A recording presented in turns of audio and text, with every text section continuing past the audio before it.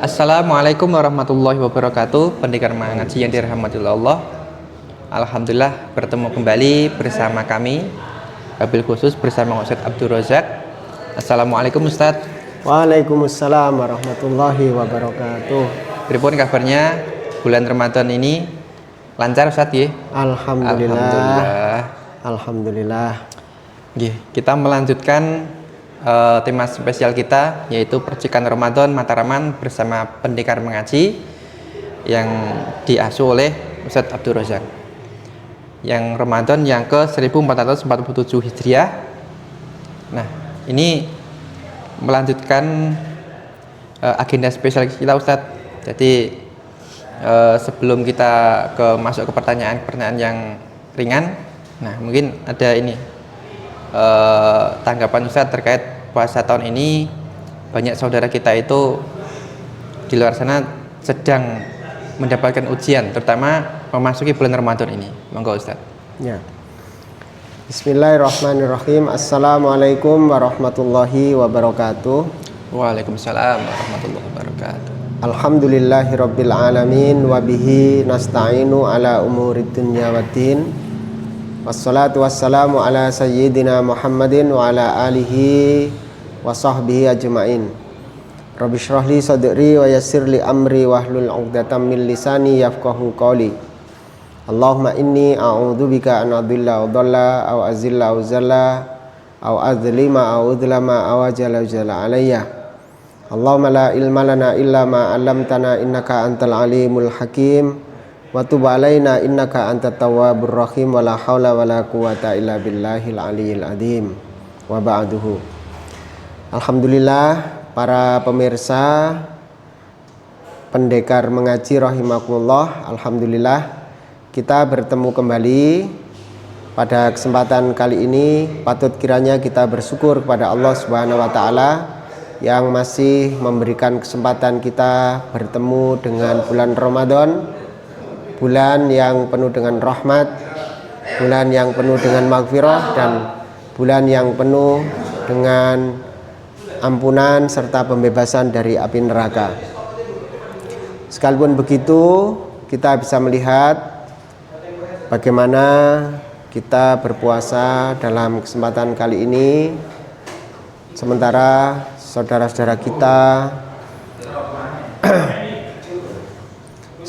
kita masih saja dihimpit dengan kesulitan hidup seperti yang di Palestina.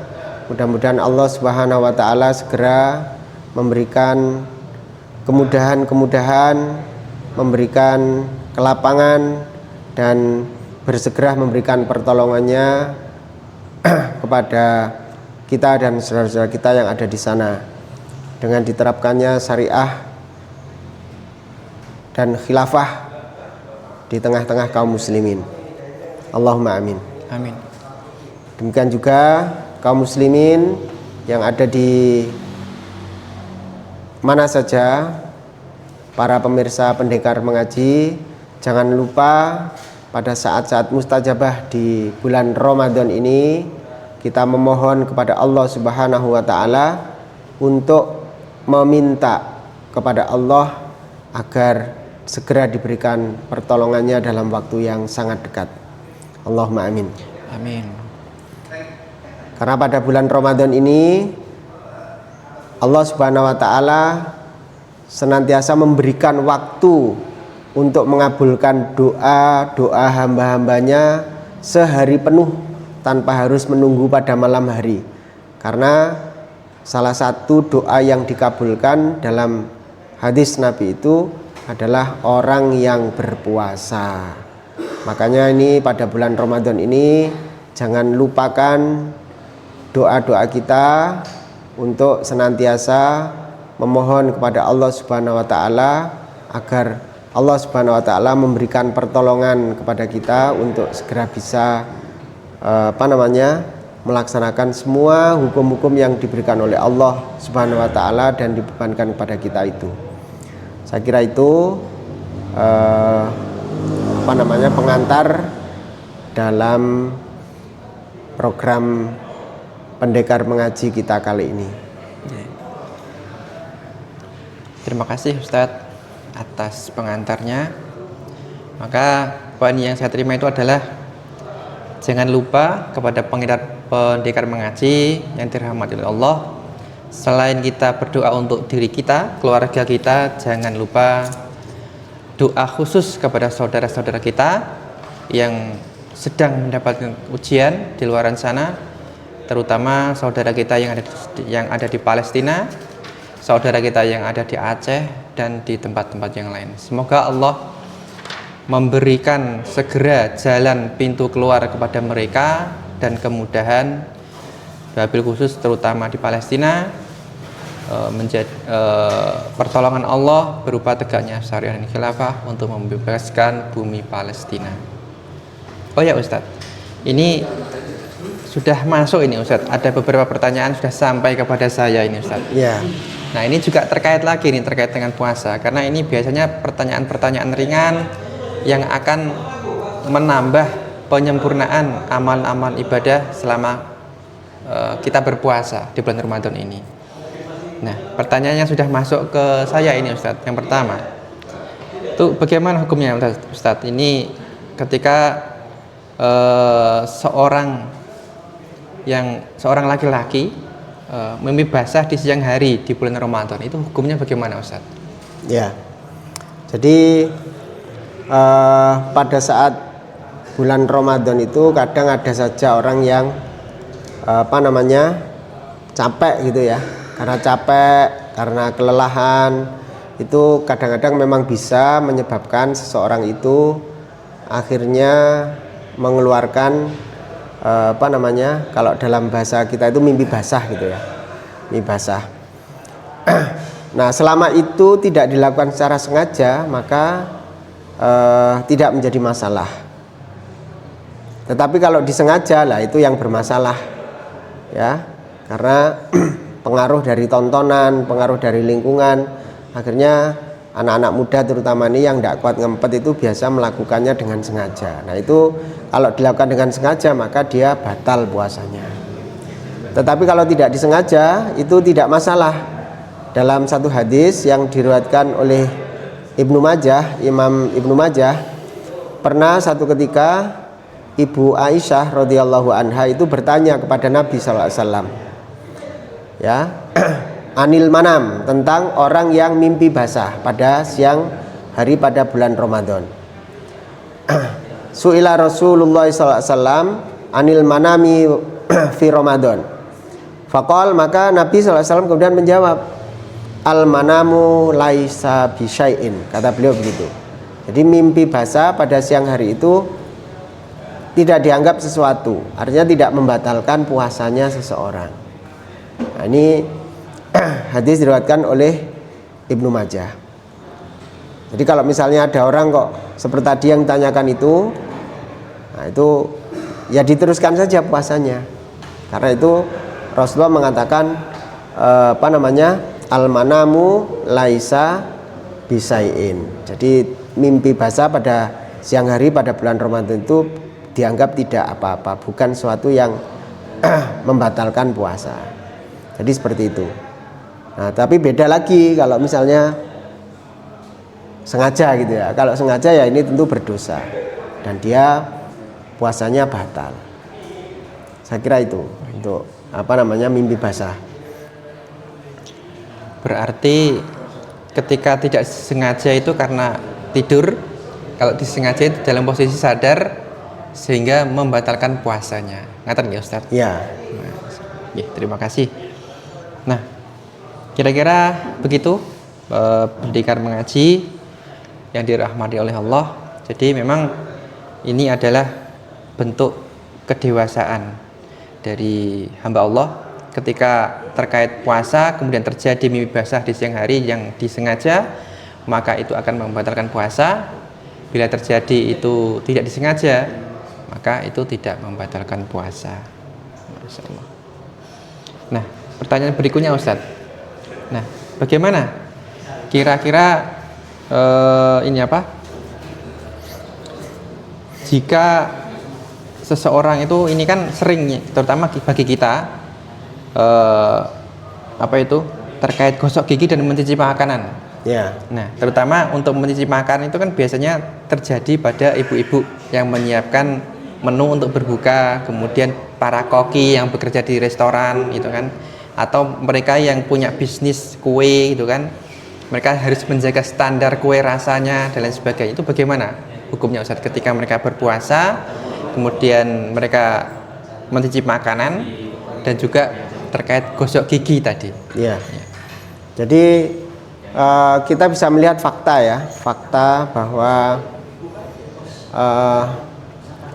ibu-ibu yang biasanya masak untuk persiapan berbuka itu khawatirnya masakannya ini kebanyakan garam atau kurang gitu kan. Iya, Nah betul, ini betul. kalau misalnya kita atau ibu-ibu ini minta tolong pada anaknya yang tidak berpuasa, yang masih kecil atau apa itu, ya khawatirnya dia masih belum bisa merasakan sensasi makanannya itu seperti apa gitu. Nah kita bisa melihat faktanya bahwa orang yang mencicipi makanan itu kan tidak sampai masuk ke dalam kerongkongan gitu. Nah sementara puasa itu adalah menahan diri dari makan dan minum serta memasukkan sesuatu ke dalam perutnya. Nah, masuk ke dalam perut itu ukurannya adalah masuk ke dalam kerongkongan ini gitu. Selama masih di dalam mulut, maka faktanya itu tidak masuk ke dalam kerongkongan. Nah, karena itu maka dikatakan bahwa puasanya tidak batal. Nah, di samping itu ada juga hadis Nabi SAW yang juga diriwayatkan oleh Ibunda Aisyah yang menyatakan beliau berkata bahwa dulu itu karena Rasulullah SAW itu yamut mitu, beliau berkumur-kumur gitu, fil wudu'i wa huwa shaimun, ketika beliau berwudu sementara beliau ini sedang berpuasa gitu. Hadis ini diriwayatkan oleh Imam Bukhari dan Muslim. Nah, hadis ini menunjukkan pada kita bahwa beliau SAW itu juga berkumur ketika pernah berkumur gitu ya, tidak setiap saat, tapi pernah berkumur pada saat beliau sedang melaksanakan puasa. Nah, ini menunjukkan bahwa hal itu tidak jadi masalah. Artinya puasanya masih boleh, masih sah, tidak batal karena dia berkumur-kumur. Nah, ini juga sama dengan menggosok gigi, membersihkan itu. Hanya saja ada sebagian dari kalangan ulama itu yang menganggap ini adalah makruh, tidak disukai melakukan hal yang seperti itu. Karena apa? Ya khawatirnya itu nanti ada yang masuk ke dalam kerongkongan. Kalau udah masuk nanti bisa menyebabkan batalnya puasa. Nah, termasuk di situ mencicipi makanan. Mencicipi makanan itu kan hanya, kalau lidah kita itu kan ada tempat-tempat tertentu ya, seperti misalnya manis itu seperti di ujung sini, asin di samping, kalau pahit di belakang itu. Nah, kalau kita ingin merasakan asinnya di mana, tempel situ sebelah, karena setelah itu diludahkan lagi.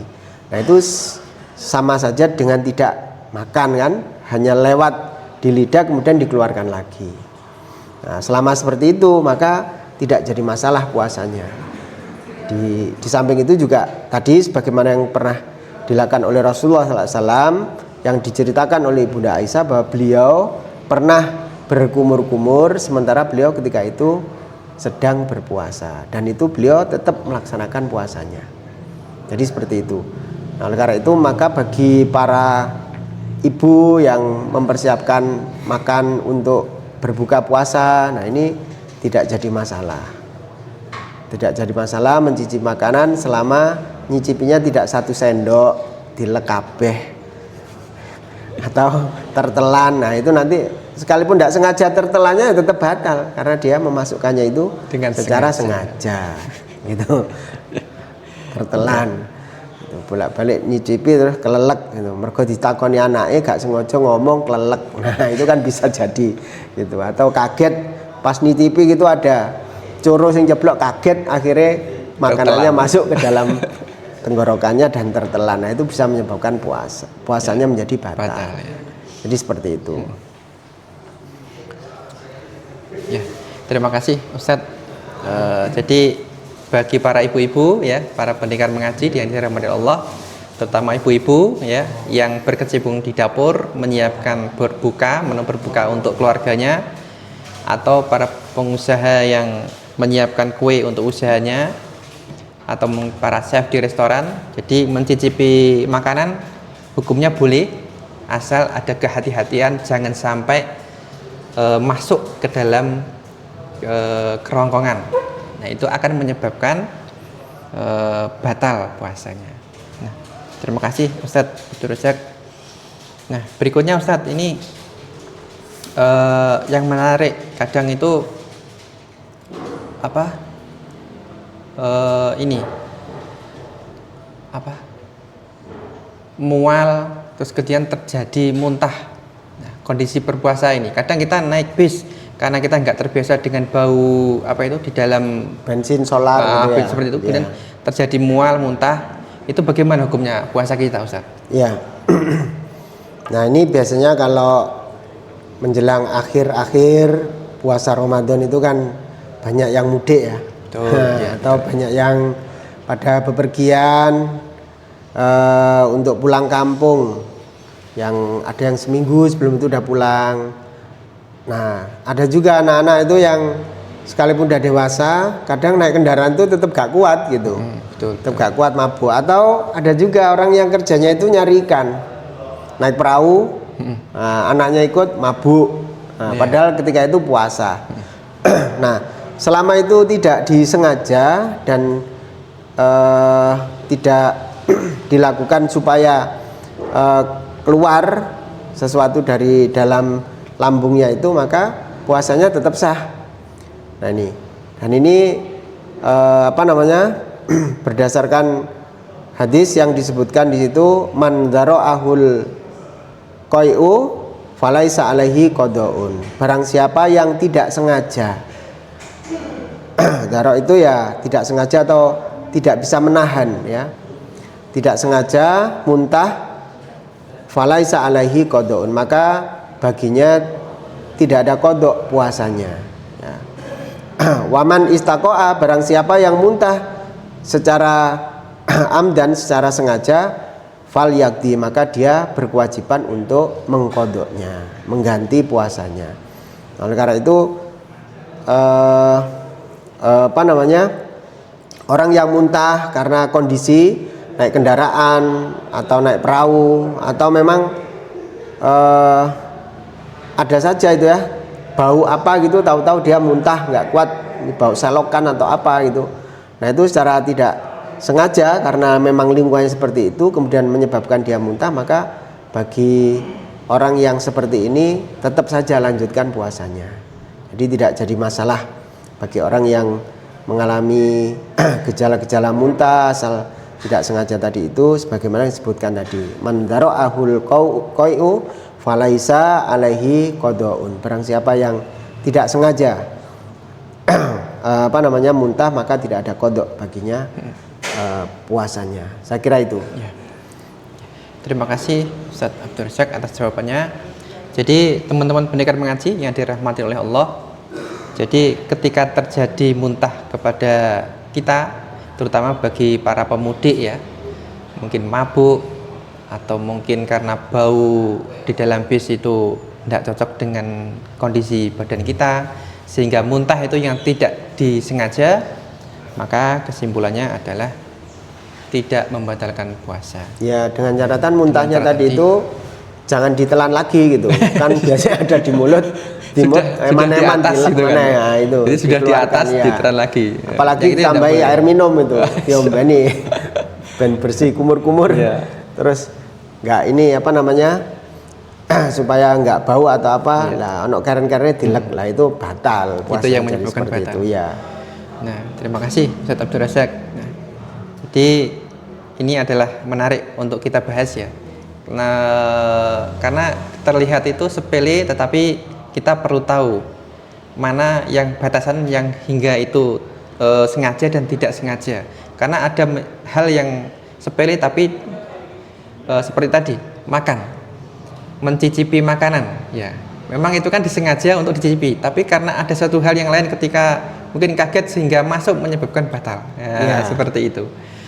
Sehingga hal-hal yang inilah yang perlu kita ketahui, terutama bagi para pendekar mengaji dimanapun yang dirahmati oleh Allah.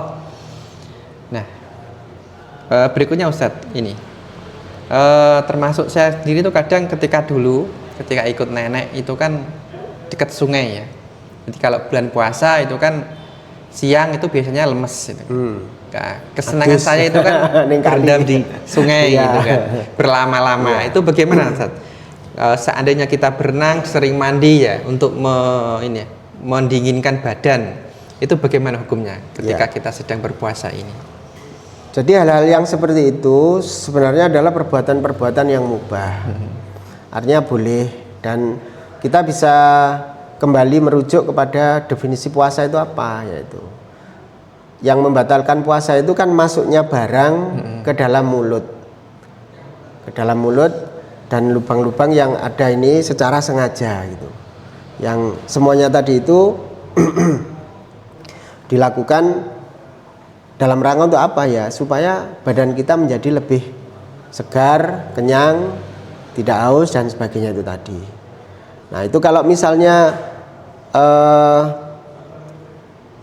bagian-bagian yang tadi itu kemasukan, maka hal ini bisa membatalkan puasa itu. Tapi kalau hanya mandi di sungai sementara dia tidak kelelep terus minum, nah biasanya kan orang kalau mandi di sungai itu berenang, apalagi guyon dengan temannya kan tidak terasa, tahu-tahu minum. Nah itu batal puasanya.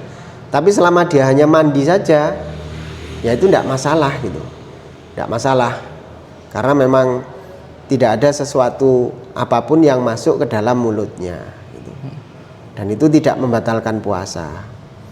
Ya cuman ya harus hati-hati ya memang, kalau terutama anak-anak ini yang masih sekolah, yang sudah dewasa itu anak-anak SMP. Kalau SD mungkin belum balik ya, tapi anak-anak SMP sudah kelas 7, kelas 8 atau anak SMA itu wis ngejak konco-koncone berenang atau berlatih berenang.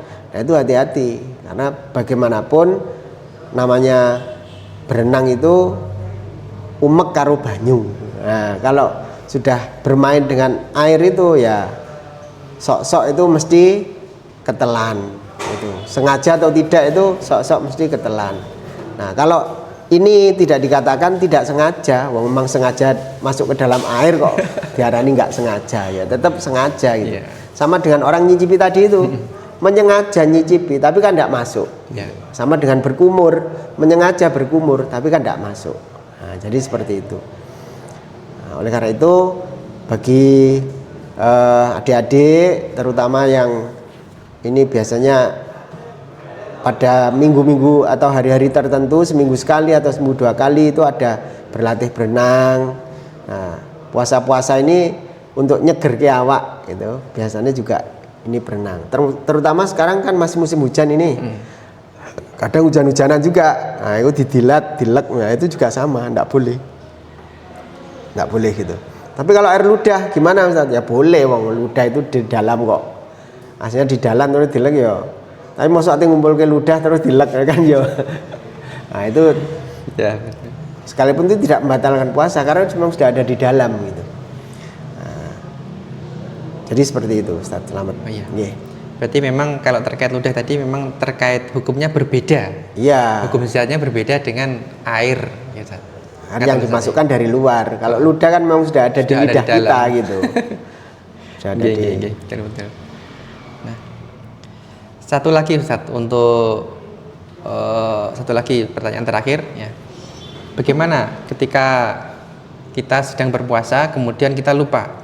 Dan ini pernah saya dengarkan ketika salah satu guru kami SD itu pernah. Jadi saking semangatnya lomba lari itu kan, dia lupa hari itu adalah hari puasa Ramadan gitu kan.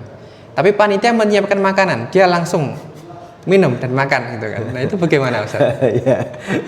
Ya ini sering, saya juga pernah itu ya. Saya itu pulang kerja waktu awal-awal puasa juga begitu gitu. Pulang kerja udah siang-siang ini, lah di depan itu nggak tahu ada teh gitu ya, atau ada air. Nah itu langsung diambil diminum karena kebiasaannya begitu. Panas, pulang langsung minum. Nah terutama adik-adik nih yang sekolah ya, kadang-kadang ada pelajaran olahraga, terutama awal-awal puasa biasanya ini. Habis olahraga langsung ngambil di tasnya karena mungkin lupa nggak dikeluarkan waktu dari rumah, ada minuman diminum. Nah ini apalagi sekarang ada MBG ya, Iya. MBG yang MBG yang selama bulan Ramadan juga tetap diberikan gitu. Nah, itu. Nah, cuman kurang tahu ini nanti berikan siang atau sore, lah itu kurang tahu juga. Nah cukup berbahaya ini kalau lupa ya bisa dimakan itu. Tetapi sekali lagi jika hal itu tidak disengaja Ustadz, maka hal itu tidak menyebabkan batalnya puasa. Nah itu bahkan dikatakan sebagai rizki yang diberikan oleh Allah kepadanya. Itu. Man nasya wa huwa shaimun fa akala aw syariba fal yutimmu saumahu. Itu kata Rasulullah begitu. Maka barang siapa yang lupa sementara dia itu sedang berpuasa, dia makan atau minum, maka hendaknya dia tetap menyempurnakan puasanya. Jadi tidak perlu membatalkan. Fa inna ma at'amahullahu, ya. Karena hal itu Allah memberikan makanan kepadanya. Cuma-cuma itu, rezeki gitu. Tamtem-tamtem tak wakai ngombe baru lagi kelingan lu poso. Nah itu rezeki gitu ya. Iya. Nah itu rezeki yang diberikan oleh Allah Subhanahu wa taala. Jadi Rasulullah SAW menyatakan seperti itu. Jadi tidak batal gitu. Tidak batal puasanya. Nah, beda dengan kalau pura-pura totok lali nah itu kembali pada orangnya lagi gitu. Apakah ini dia sungguh-sungguh lupa atau sungguh-sungguh pura-pura, itu yang tahu orangnya sendiri. Tapi kalau toh itu lupa ya tidak jadi masalah. Nah, sebagaimana disebutkan oleh Nabi SAW tadi itu. Saya kira begitu ya. Kita kalau dapat gitu ya malah syukur itu, karena ini diberi rezeki oleh Allah Subhanahu wa taala. Jadi Allah telah memberikan makanan kepada kita. Ya, luwe-luwe ngelak dikei Gusti Allah lali ya. Makanya orang lupa itu ya boleh dikatakan bebas hukum gitu ya. Ya lupa itu. Saya kira seperti itu Ustaz Slamet ya. Oh iya, terima kasih Ustaz. Saya kira tadi untuk poin pertanyaan kita pertemuan hari ini kok banyak yang terkait tidak membatalkan puasa tapi karena hal-hal yang tidak karena lupa. Iya. Tidak sengaja semua.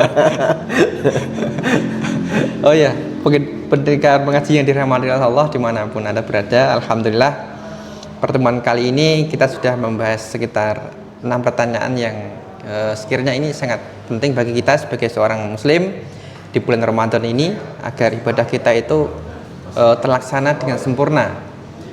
Terutama pertanyaan-pertanyaan ringan seperti tadi itu sangat menarik ya, terutama bagi para pendengar mengaji yang belum sempat mendalami terkait fikih-fikih puasa yang lebih mendalam. Dan alhamdulillah kita bersama Ustadz Abdul Razak ada pertanyaan masuk, langsung kita jawab, langsung beliau jawab, menjadi bekal kita menemani puasa tahun ini 1447 Hijriah agar puasa kita menjadi puasa yang sempurna. Amin amin ya rabbal alamin. Nah, sebagai penutup ini sebagai closing penutupnya Ustadz untuk hari ini, monggo dipersilakan. Ya.